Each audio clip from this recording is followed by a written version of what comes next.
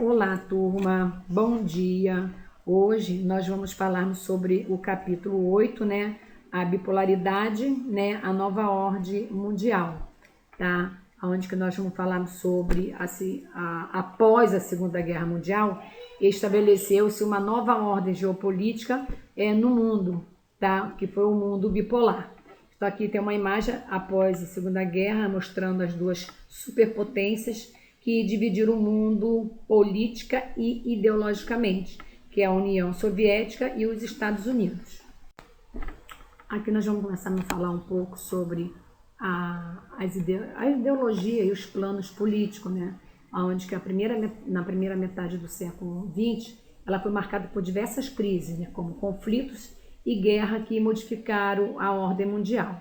Então, a Primeira Guerra Mundial, a crise econômica dos anos de 1930 e a Segunda Guerra Mundial, como já vimos, né, causaram sérios problemas para a sociedade como um todo. Então, novas ideologias políticas surgiram, mas a ultradireita, consolidada no nazifascismo e em regimes totalitários, pôs em risco a humanidade. Onde que os ambos lados, né, envolvidos na Segunda Guerra Mundial, como os aliados e eixo, tinham seu interesse político e também econômico, onde visavam aí defender uma ideologia como forma de quê? De consolidar práticas na sociedade mundial. O eixo defendia regimes totalitários, autoritários, que determinavam o fim da liberdade individual e coletiva. Os aliados tentavam a todo custo, né, recuperar o liberalismo econômico, onde havia perdido espaço para os totalitários devido à crise.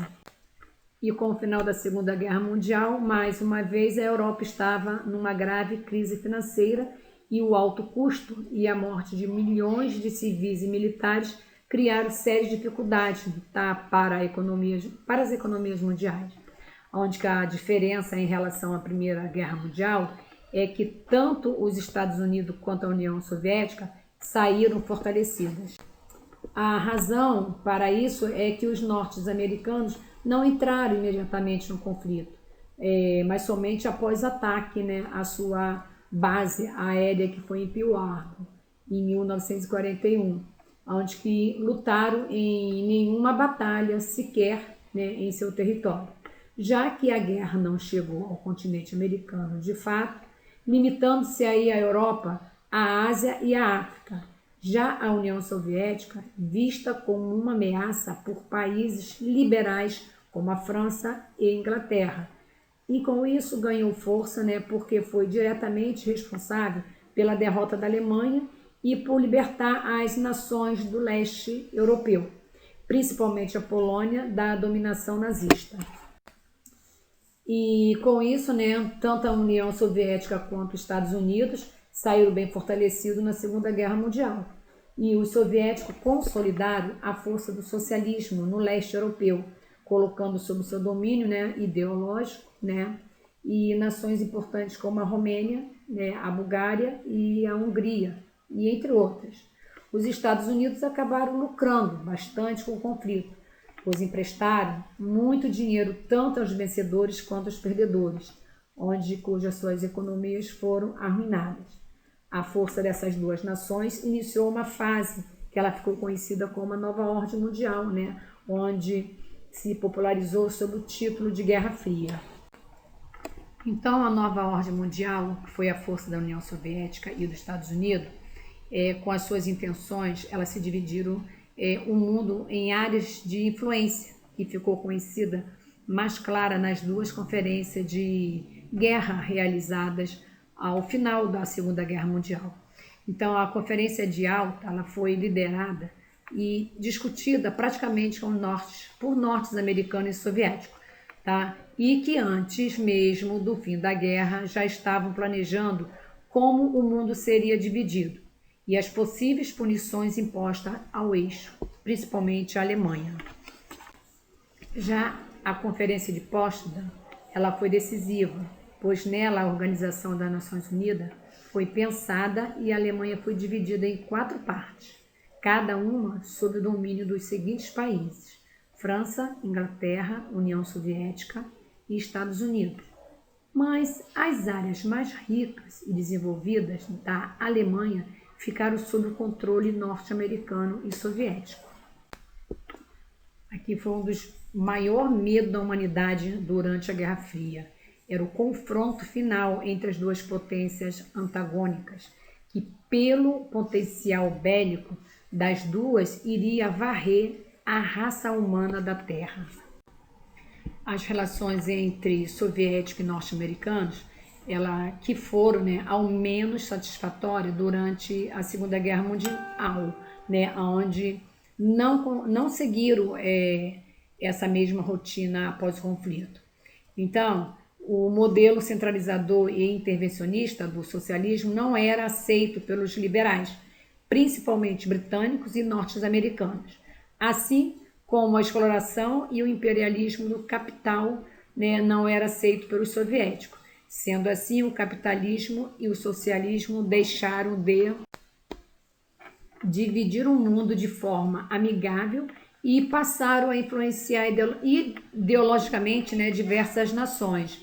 E com essas duas superpotências foram responsáveis por um longo período de tensão, décadas em que a disputa foi mais caracterizada pela comunicação e imprensa do que propriamente por um conflito armado. A Guerra Fria ela durou até o fim da União Soviética no ano de 1991, e foi caracterizada pela disputa política, econômica e tecnológica e ideológica entre os Estados Unidos e a União Soviética. Mas, na prática, ela foi disputada entre dois sistemas econômicos, o capitalismo e o socialismo.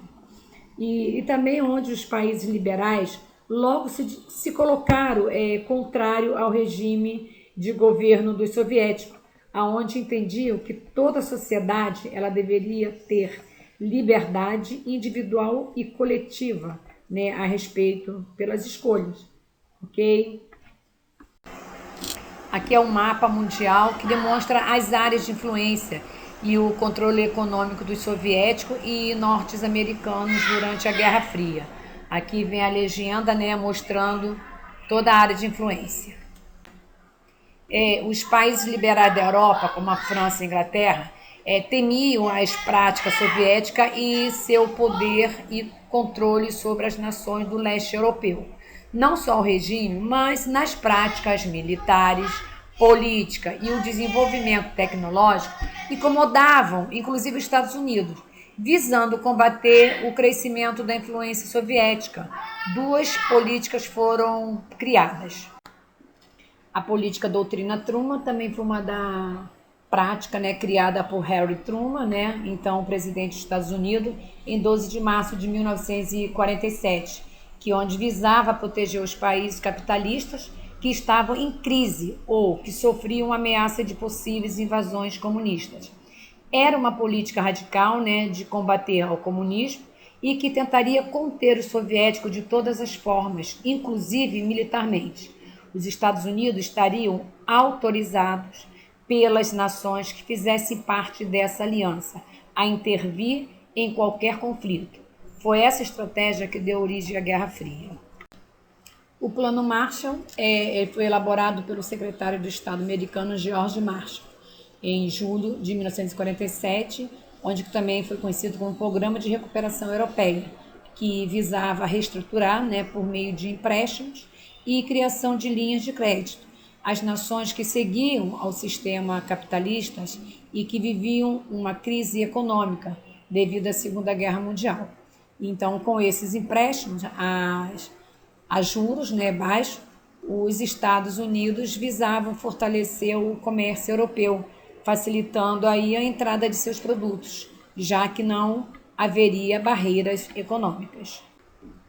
Aqui a imagem que a Alemanha Ocidental, como outros países europeus, e o Japão receberam bilhões de dólares para reconstruir a economia. A União Soviética ela não ficou parada diante da política anticomunista desenvolvida pelos Estados Unidos. Buscou também criar uma política econômica que ajudasse as nações que estavam sob sua influência no leste europeu. onde estabeleceu o Conselho para Assistência Econômica Mútua e no ano de 1949, que ficou mais conhecido como Comecon. Esse conselho ele visava emprestar recursos financeiros para a reconstrução de nações que foram atingidas pela Segunda Guerra Mundial, como a Alemanha Oriental, Tchecoslováquia, Polônia, Bulgária, Hungria, Romênia e Cuba. O medo de uma nova guerra foi com a disputa por espaços políticos e econômicos entre dois blocos que guia enquanto o norte-americano tinha criado a doutrina Truman, né? Que a doutrina Truman é um nome dado a uma política de externa implantada durante o governo Truman, tá? Que é direcionada ao bloco de países capitalistas no período pré-Guerra Fria. Onde que doutrina, tá, tinha como objetivo de impedir a expansão do socialismo, especialmente em nações capitalistas consideradas frágeis. E aonde que o plano Marshall, para combater o crescimento comunista, os soviéticos, eles criaram o Comecon, né, para fortalecer o comunismo no leste europeu, onde eram ataques e resposta por meio da política, mas que acirravam o clima de tensão. Seguindo essa lógica, foram criadas duas novas organizações, uma de cada lado, que tinha a intenção de pressionar politicamente, mas também de se preparar para um possível conflito. As duas instituições criadas foram a Organização do Tratado do Atlântico Norte, né, que é a OTAN, que é onde as nações do bloco ocidental criaram em 1949, tá, para defesa e cooperação militar. E o Pacto de Varsóvia, em resposta à criação da OTAN, em 1949, os soviéticos organizaram, em 1955, uma aliança entre as nações que tinham regime comunista, que ficou conhecida como Pacto de Varsóvia, tá? Que foi liderada pela União Soviética, né? Países como Polônia, Tchecoslováquia, Hungria e Bulgária, onde buscavam estabelecer cooperação militar e tecnológica para enfrentar possíveis ataques capitalistas. Aqui é uma imagem, né? Os Estados Unidos só foram aliados da União Soviética por um breve período, né? Quando Stalin mobilizava as suas tropas contra Hitler. Depois disso, né, o antagonismo político fez com que os norte-americanos fizessem pacto de ajuda militar com alguns países da Europa, esperando um conflito armado, né, com a União Soviética. Ao lado, Harry Truman assinando o Tratado de OTAN. Na prática, essa disputa política assumia contornos que poderiam levar a uma terceira guerra mundial. Isso foi observado na criação de organizações políticas e militares, mas ainda pela nova corrida armamentista, dessa vez com características nucleares, onde que os Estados Unidos estavam à frente do desenvolvimento tecnológico de armamentos nucleares, tanto que usaram contra o Japão na Segunda Guerra Mundial. E no ano de 1949, a União Soviética já controlava essa tecnologia, onde passou a fazer testes nucleares no deserto do Cazaquistão, né, divulgando aí para todo o mundo que já dominava essa arma de destruição em massa.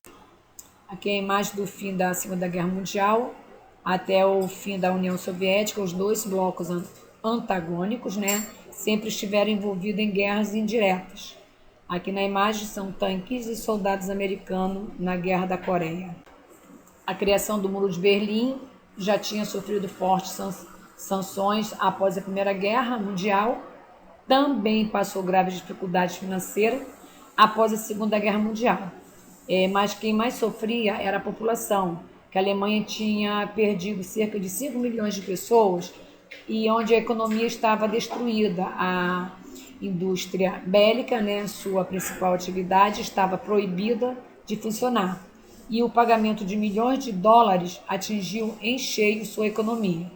O Estado alemão estava numa situação difícil, mas o que marcaria a história da Alemanha pós-guerra seria a divisão de Berlim em 4 partes que duraria décadas. Essa divisão territorial em 4 áreas de influência representava a própria divisão do mundo entre as duas superpotências, Estados Unidos e a União Soviética. A partir de 1949, a Alemanha passou a ser formada por 2 territórios: a área capitalista, sob a influência dos Estados Unidos, que era chamada de República Federal da Alemanha, RFA, e a República Democrática Alemã, RDA, criada pelos soviéticos, mais conhecida como Alemanha Ocidental e Alemanha Oriental, respectivamente. O desenvolvimento econômico das duas Alemanhas ocorreu de forma distinta, a parte que estava sob domínio dos Estados Unidos, mas ao Ocidente, que era mais desenvolvida. Os norte-americanos criaram uma política econômica para a Alemanha Ocidental, que era voltada para o mercado de consumo e baseado no liberalismo econômico e o sistema capitalista. Já a Alemanha Oriental vivenciava um certo atraso desde o período em que foi unificada com poucas áreas produtivas, cuja principal atividade era a agricultura em latifúndio, de posse de membros na minoria rica. A Alemanha Oriental, ela buscava ter uma posição livre e independente das duas superpotências mundiais, mas isso não durou muito, pois a pressão dos soviéticos fez com que os alemães orientais aderissem ao Pacto de Varsóvia. Então, aqui é um mapa, né, com o Pacto de Varsóvia, onde tomou a capital da Alemanha Ocidental e Berlim Oriental, e da Alemanha Oriental. Aqui estou apresentando o Muro de Berlim, né, que ela foi iniciada a construção à meia-noite do dia 13 de agosto de 1961, onde que o presidente do lado, né, oriental da Alemanha, o Walter, né, ele ordenou que tropas do exército, com auxílio de veículos blindados, fizesse uma espécie de barreira humana que impediria qualquer civil de atravessar, né, para o outro lado. Onde que também na manhã seguinte começou o fato, né, a construção, né, do muro, tá, que foi no início das instalações e guaritas que eram improvisadas. Foram adicionadas arames, farpado e torre de vigilância, tá? Que eram as presas, né? A Revolução Chinesa, né? A China, ela sempre foi um país que despertou os interesses de outras nações pelo mundo, né? Britânicos, japoneses, franceses e russos disputavam seu mercado, pois além de uma população gigantesca, tinha uma forte produção com destaque para suas especiarias e porcelanas. Também desenvolveu técnicas e tecnologia de navegação que até hoje surpreendem a humanidade, com destaque para o astrolábio e a bússola. A pólvora também foi uma invenção chinesa. Mesmo com todo esse desenvolvimento e força econômica, os chineses evitavam de todas as formas o contato com outras nações por se julgarem mais desenvolvidos culturalmente e não se interessarem por nada que era produzido no Ocidente, principalmente por ingleses. A dinastia Manchu, ela à frente do governo chinês, ela tentou manter essa política de isolamento, mas acabou fracassando no decorrer do neocolonialismo, que foi no século XIX, onde que várias nações da Ásia e da África se tornaram colônias dos principais países europeus, como a Inglaterra, França, Bélgica, Portugal e Espanha. Depois de muito insistir após 2 guerras do ópio e dos tratados de Nanquim e Tientsin, no século XIX, os ingleses conseguiram que os chineses abrissem seus portos e começassem a negociar. Então isso causou o quê? Uma crise social na China, não só pela tradição, mas também por fatores econômicos, que o lucro era muito pequeno para os chineses. Diante da dominação econômica dos ingleses, a sociedade chinesa começou a exigir da dinastia Manchu um posicionamento que defendesse a sabedoria da China. Isso não aconteceu, o que levou ao surgimento de 2 grupos políticos de oposição, né, o Kuomintang, Partido Nacionalista, que era liderado pelo médico Sun Yat-sen, e depois o Chiang Kai-shek, que é o Partido Comunista Chinês, PCC, liderado por Mao Tse eles dominaram a China em momentos distintos, com uma rivalidade que levou a graves embates. Que é a imagem de soldados nacionalistas no levantamento, né, de Oxocan. É a insurgência militar, que era considerada o início do enfraquecimento da dinastia Qing. Mao Tse-tung, ele foi um líder do Partido Comunista Chinês e sendo o principal responsável pela Revolução Chinesa, que instalou um regime comunista, e onde acreditava que a revolução só seria possível a partir dos campos. Organizou um governo centralizador, né, sem liberdade individual e também coletivo. Em contrapartida, suas políticas econômicas fortaleceram a China, levando a um grande desenvolvimento, além de políticas públicas e inclusão social. O mapa falando sobre a Grande Marcha, né, que foi uma retirada dos squads do Partido Comunista Chinês, do Exército de Libertação Popular, né, para fugir à perseguição do exército de Kuomintang. Com o passar do tempo, né, o socialismo chinês foi tomando um rumo diferente do soviético, né, como nós podemos ver aqui na ilustração, falando sobre Stalin, né, e o Mao Tse. Então, com a morte de José Stalin, mudou os rumos do comunismo, né, do mundo. Diante disso, Mao buscou a autonomia da política, não obedecendo aí mais às orientações internacional comunista. Eliminou, né, violentamente a oposição e lançou também duas campanhas estruturais na China, que visavam aumentar o apoio popular ao regime comunista, que elas foram a Companhia das 100 Flores e a Companhia do Grande Salto para Frente.